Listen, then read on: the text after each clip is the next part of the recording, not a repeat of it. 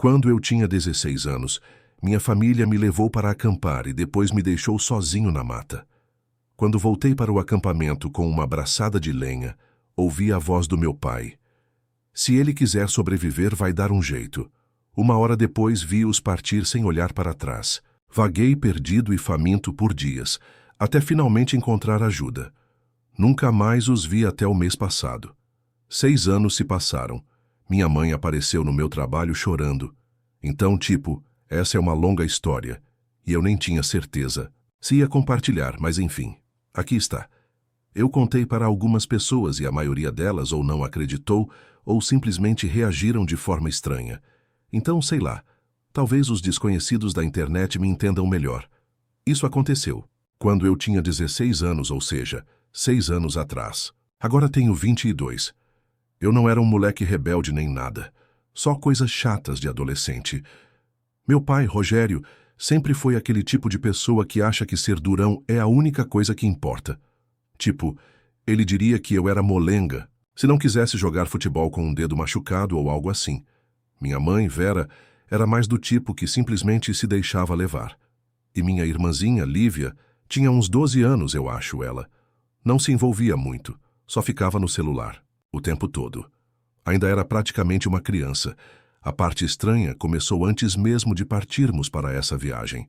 Meu pai ficava fazendo comentários do tipo: tá chegando a hora de você aprender a ser homem, ou coisas assim. Não era a primeira vez que ele dizia isso, mas dessa vez soou ainda mais direto. No café da manhã, ele olhou para mim e disse: espero que você esteja pronto para sair da sua zona de conforto. E eu meio que revirei os olhos porque tanto faz. Mamãe mal disse alguma coisa. Só continuou colocando mix de trilha naquelas caixinhas de cereal.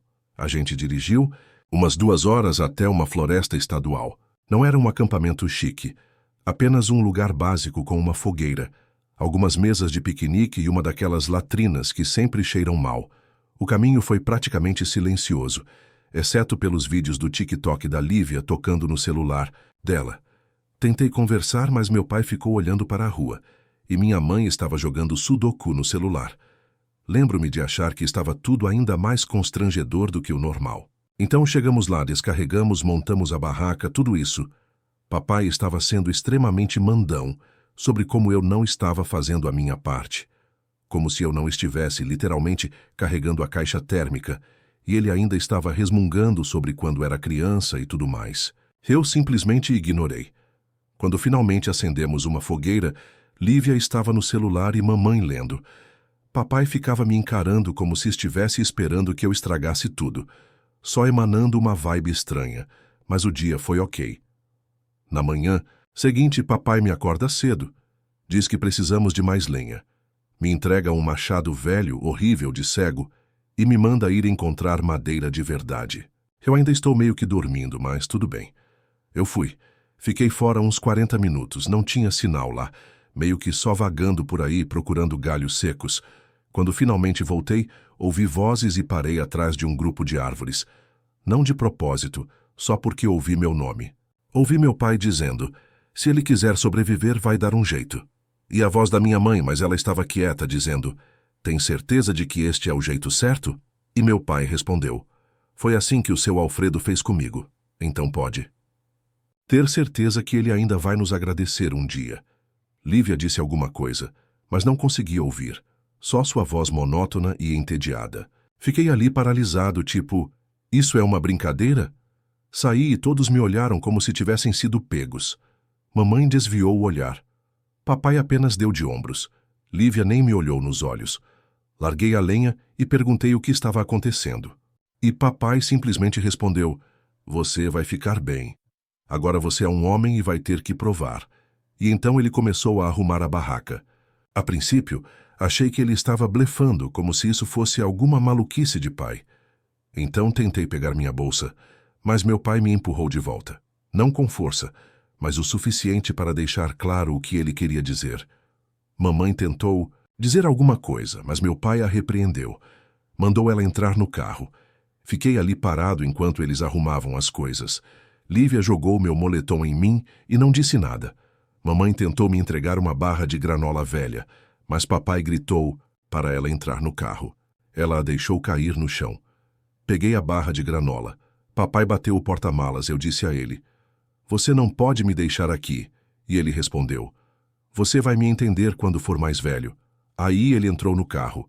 Mamãe estava chorando. Lívia estava com os fones de ouvido. E eles foram embora.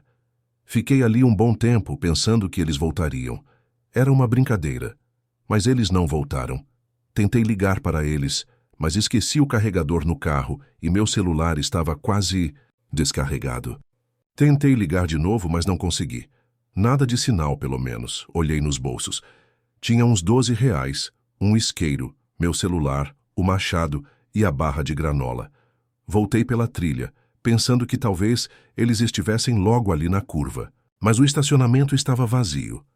Senti uma sensação estranha, como se eu nem estivesse bravo ainda, só confuso. Fiquei sentado ali por um tempo, torcendo para que eles voltassem, mas nada.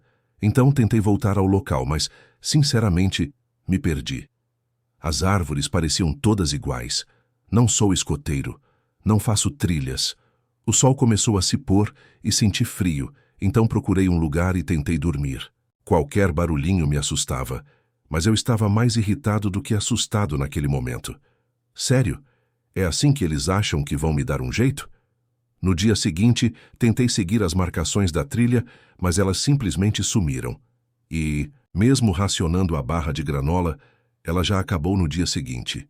Gritei por socorro algumas vezes, mas não havia ninguém. Bebi água de um riacho. Provavelmente não sou o mais esperto, mas naquele momento eu percebi. Tentei não dormir muito porque ficava ouvindo coisas. Não demorou muito e eu já estava com fome, cansado e irritado. Continuava pensando no que meu pai disse, em como o pai dele fez isso com ele. Ele vivia falando sobre amor duro, mas para mim parecia mais que ele só queria se livrar de mim de qualquer jeito.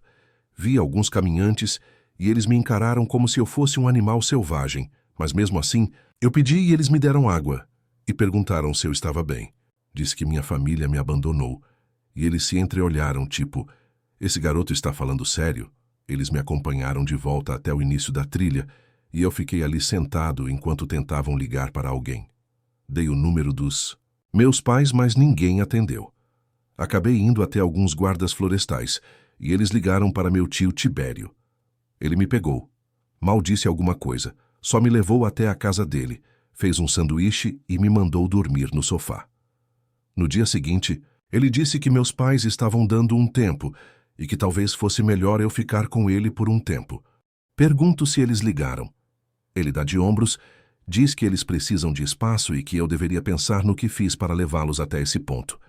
O que sinceramente me irrita mais do que qualquer outra coisa. Tento ligar de novo. Nada. Depois, de uma semana na casa dele, simplesmente paro de tentar. Não os vejo, nem tenho notícias deles novamente. Não por 6 anos. Saí de casa aos 18 anos. Comecei meu próprio negócio, bloqueei-os em todos os lugares. De vez em quando eu recebia uma mensagem da Lívia no Instagram, só um meme ou algo assim, mas nada de verdade. Achei que tinha acabado com aquilo. Imaginei que, se eles não me queriam, eu não precisava deles. Aí, no mês passado, minha mãe apareceu no meu trabalho, entrou com uma aparência mais velha, cansada e começou a chorar. Eu literalmente não via o rosto dela havia 6 anos. Nem a reconheci no começo. Sinceramente, foi tão aleatório. Achei que estava vendo coisas. Nem é como se eu morasse na mesma cidade. Me mudei para muito longe depois do ensino médio, bloqueei todo mundo, troquei de número, tudo. Então ela me encontrar não foi por acaso. Ela teve que perguntar por aí. Ela parecia mal-humorada, como se não tivesse dormido, e ficou parada ali na frente, como se não soubesse o que dizer. Então me aproximei, e antes mesmo de abrir a boca ela começou a chorar. Tipo, nem um choro contido. Era feio, barulhento, com dificuldade para respirar. Ela agarrou meu braço e eu me afastei. Só instinto. Não quero que ela me toque. As pessoas estão olhando. Eu digo para ela sair e ela me segue, ainda chorando. E eu tenho que admitir. Isso me deixou bravo, tipo, sério. Depois de todo esse tempo ela aparece e espera que eu fique tranquilo? Não. Lá fora ela tenta falar. Fica enxugando o rosto com a manga e dizendo que sente muito, que estava tentando me encontrar, que sente minha falta, todas essas coisas. E eu só fico ali parado. Digo a ela para ir direto ao ponto, porque preciso voltar para o trabalho. E ela meio que se encolhe. Começa a divagar sobre como tudo deu errado depois que eu fui embora. Como Lívia mal fala com ela. Como Rogério, meu pai, não é mais o mesmo. E como ela só queria me ver, saber se estou bem, tudo isso. Ela pede desculpas. Diz que nunca quis que fosse assim. Que nunca deveria ter sido tão ruim. Rogério só queria me dar uma lição. Ele achou que eu ia amadurecer, que voltaria depois de algumas horas e provaria que conseguia me virar. Eu a interrompi. Disse que não estava interessado nas desculpas dela. Ela tenta agarrar meu braço de novo, e eu a empurro de volta. Não com força, mas o suficiente. E ela meio que tropeça. Ela me olha como se eu tivesse lhe dado um tapa. Ela tenta dizer que não teve escolha, que Rogério não quis ouvir, que ela queria voltar para me buscar, mas ele não deixou. Perguntei por que ela não chamou a polícia na hora. Ou pelo menos, meu tio Tibério, ou literalmente ninguém. Ela fica em silêncio, apenas olhando para a calçada, e diz que estava com medo dele. Isso me deixou mais irritado do que qualquer outra coisa, porque ela sempre agiu como se estivesse do meu lado enquanto eu crescia. Mas sempre que o Rogério ficava daquele jeito, ela simplesmente concordava. Eu digo, você deixou ele me abandonar lá. Você nunca ligou. Você nunca nem tentou. Ela começa a chorar de novo. Continua falando sobre como era tão jovem e não sabia o que fazer. Eu fico ali parado, de braços cruzados, não me importo. As pessoas passam, algumas nos olham, mas não ligo. Ela começa a falar sobre como tudo deu errado logo depois, como Rogério ficou cada vez mais agressivo, como Lívia começou a se isolar, como a família simplesmente se desfez. Ela diz que perdeu o emprego, que eles se mudaram para um lugar menor, que Rogério começou a beber mais, a brigar com os vizinhos. Tudo isso, ela diz que tentou entrar em contato comigo, mas que meu tio Tibério não quis me dar os dados. Eu sei que é mentira. Então eu a repreendi. Ela dá de ombros, diz que talvez esteja se lembrando mal. Pergunto o que ela quer de verdade. Ela diz que só quer saber se estou bem, que quer conversar, talvez tomar um café, tentar se reconectar. Eu rio. Não consegui evitar. Pergunto se ela acha que merece isso depois do que fez. Ela começa a chorar de novo. Diz que sabe que não merece, mas quer tentar. Pergunto a ela por que Rogério me odeia tanto. Por que ele fez aquilo. Ela diz que ele sempre achou que eu era fraco, que eu não tinha o que era preciso, que ele temia que eu me tornasse mole, como uma daquelas crianças fracassadas. Diz que o pai dele também fazia isso com ele. Deixava-o em lugares, fazia-o encontrar o caminho de casa sozinho, essas coisas. Ela diz que Rogério sempre falava que os garotos de hoje em dia não conhecem a luta de verdade. Eu digo, isso não é desculpa. Isso é só ser um babaca. Ela diz que sabe, que queria ter feito algo diferente, mas não sabia como. Eu digo que não me importo. Não estou interessado em uma reunião de família. Não preciso dela. Consegui sobreviver sem nada disso. Ela tenta dizer que está orgulhosa de mim por ter sobrevivido, que pensa em mim todos os dias. Tudo isso. Digo a ela que isso não é problema meu. Ela tenta segurar minha mão. Eu me afasto. E ela começa a chorar mais alto. Um segurança se aproxima e pergunta se está tudo bem. E eu digo, sim, terminamos aqui. E volto para dentro. Ela espera do lado de fora por tipo 1 hora. Me manda um monte de mensagens, todas com parágrafos longos, dizendo coisas como, por favor, fale comigo. Estou te implorando. Preciso de você. Na minha vida, tudo isso. Eu simplesmente bloqueio o número dela. No dia seguinte, recebo uma mensagem da Lívia. Diz só, mamãe está uma bagunça. O que você disse para ela? Não respondo. Aí meu telefone começa a tocar, mas não é da Lívia. São pessoas com quem não falo há anos. Velhos amigos, alguns primos, até minha ex. Todos dizendo, ei, sua mãe me ligou. Ela está te procurando. O que está acontecendo? Está tudo bem? Ela está literalmente entrando em contato com todo mundo que consegue encontrar. Até meu chefe recebeu um e-mail pedindo, por favor, para ele me pedir para ligar para sua mãe. Estou tão irritado agora. Poderia quebrar alguma coisa. Mando uma mensagem de uma conta descartável e digo que, se ela não parar, vou registrar uma queixa de assédio. Ela diz que só quer conversar. Diz que tem algo importante para me contar, mas não diz o quê. Eu digo para ela me deixar em paz ou vou cortar contato com todos da família para sempre. Ela diz que tudo bem, mas que espera que eu mude de ideia. Não pretendo fazer isso. Estou apenas começando. Mas a partir daí eu comecei a investigar o que meus pais andavam fazendo. E digamos que karma é uma coisa real. Depois que ela começou a ligar para pessoas aleatórias falando de mim e basicamente tentando fazer todo mundo se sentir culpado para me obrigar a falar com ela, fiquei puto. Como se eu só quisesse desaparecer. Eu construí minha própria vida. Mantive a cabeça baixa, pois não queria ter nada a ver com eles, e ela começou a tentar me arrastar de volta. Não vai acontecer. Então comecei a pensar, se ela vai fazer isso, não vou ficar parado. Vou fazer com que se arrependam de terem me tratado daquele jeito. Sei que parece duro, sei lá, mas se você vivesse isso, entenderia. A primeira coisa que fiz foi investigar. Não sou hacker, mas dá para encontrar muita coisa se você souber onde procurar. Comecei pelo Instagram, mas também fui no Facebook, encontrei a conta da Lívia, ela posta tudo. Ainda faz aquelas histórias de me pergunte qualquer coisa. Depois dei uma olhada no perfil do meu pai. Percebi que as postagens dele iam de se gabar das férias. E olha minha caminhonete nova, para compartilhar aqueles memes raivosos da geração Baby Boomer sobre as crianças de hoje não quererem trabalhar e coisas do meu tempo. Não estou surpreso. Mas aí eu vejo que ele está marcado em várias páginas de negócios locais, algumas avaliações, algumas discussões aleatórias nos comentários. Eu procuro o nome dele no Google, e sim, ele tem um pequeno negócio. Não era nada grande, mas é o negócio dele. Ele sempre disse que era o próprio chefe, então eu começo a observar. Demora algumas semanas, mas eu percebo algumas coisas.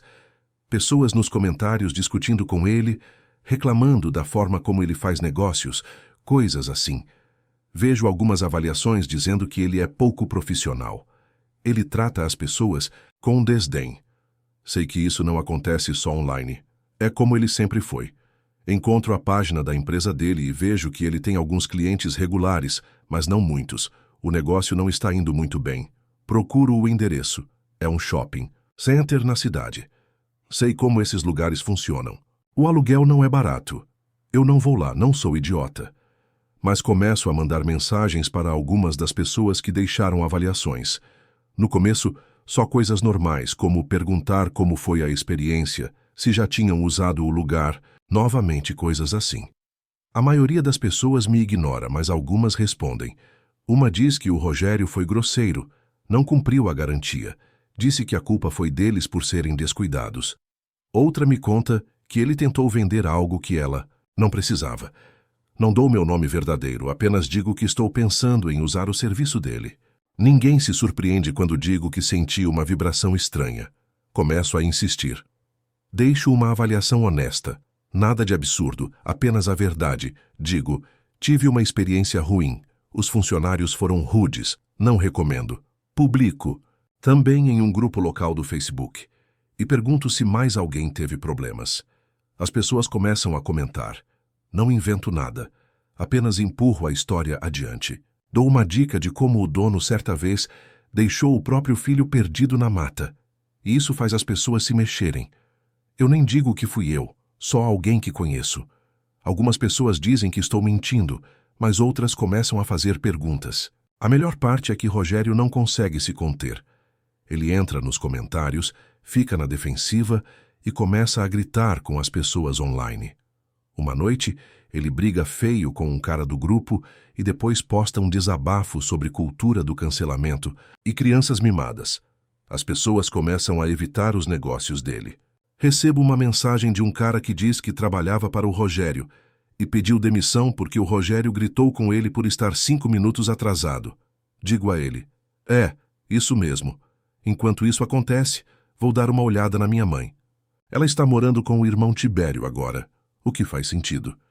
Ela sempre corria para ela quando as coisas ficavam ruins. Tibério tem seus próprios problemas, não tem muito dinheiro e cuida dos próprios filhos. Lívia me conta, ela me manda um meme, sei lá, que a mãe está super deprimida e mal sai de casa. Eu ignoro. Não é problema meu. Mamãe começa a me mandar e-mails de contas novas, implorando para eu parar, dizendo que Rogério a culpa por tudo, que ele está perdendo dinheiro, que ela tem medo de que ele surte. Não respondo. Começo a contar a história real, não só a parte comercial, mas o que ele fez comigo. Conto a minha versão para quem pergunta. Não me importa se acreditam em mim ou não. Continuo falando. Sei que algumas pessoas acham que estou inventando, mas não me importo. Mando uma carta para o Rogério. Uma carta simples e antiga. Nada de especial. Escrevo passo a passo o que ele fez, o que fez comigo, como sobrevivi, como construí uma vida sem ele e como nunca o deixarei esquecer. Digo a ele que estou garantindo que todos saibam quem ele realmente é. Sem ameaças, nada ilegal. Apenas a verdade. Sei que ele entende porque uma semana depois recebo uma mensagem de um número desconhecido que diz apenas: você é um mentiroso e um covarde. Você nunca será um homem de verdade. Eu bloqueio. Começo a ter notícias de mais familiares. Alguns primos, algumas pessoas de quem mal me lembro. Alguns ficam bravos. Dizem que estou arruinando o nome da família, que eu deveria deixar para lá. Eu digo a eles que, se quiserem brigar, vamos brigar. Eu não recuo. Um tio me liga gritando que estou causando problemas e que eu deveria respeitar os mais velhos. Desligo na cara dele. Tibério tenta ficar do meu lado por uns 2 minutos, mas depois diz que não pode se envolver porque precisa da ajuda da mãe com o aluguel. Enquanto isso, os negócios do Rogério só pioram. Continuo observando. Alguém posta no grupo local que o viu gritando com um cliente. Diz que a polícia veio, mas nada aconteceu. Só um aviso. Acho que ele bateu a porta na cara de alguém e ameaçaram processar, mas não deu em nada. Até a Lívia me manda mensagem, dizendo que o pai está pirando. Fica culpando todo mundo. Eu digo a ela, talvez você devesse se mudar. Ela só responde, talvez. Sei que algumas pessoas vão dizer que eu fui longe demais, mas, sinceramente, se você soubesse como é ser abandonado na floresta pela própria família, talvez você acabe passando por isso.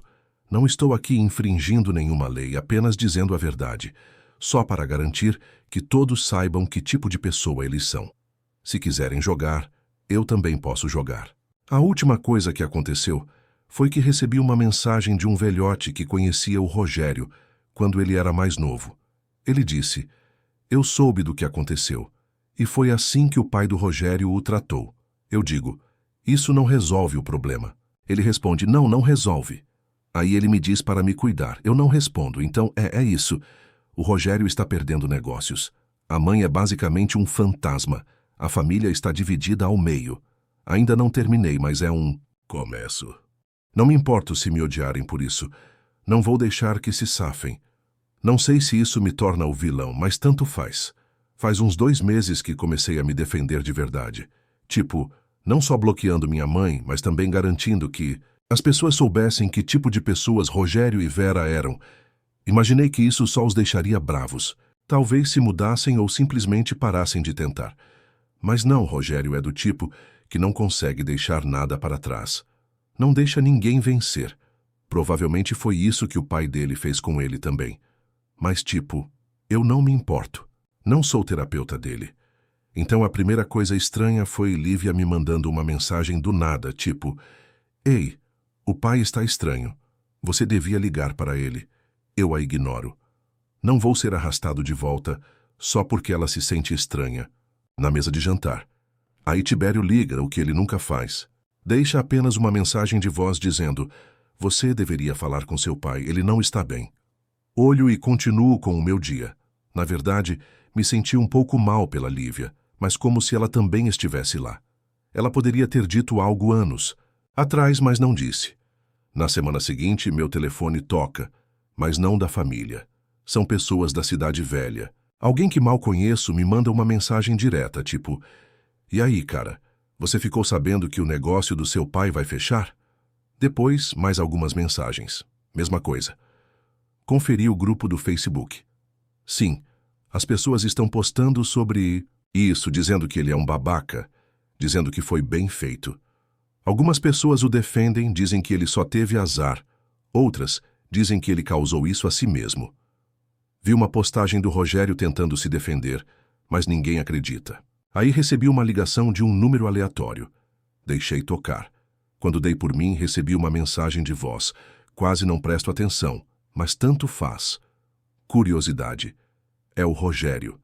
E ele está chorando. Não só um pouquinho, como se estivesse chorando de verdade. Ele tenta parecer durão no começo.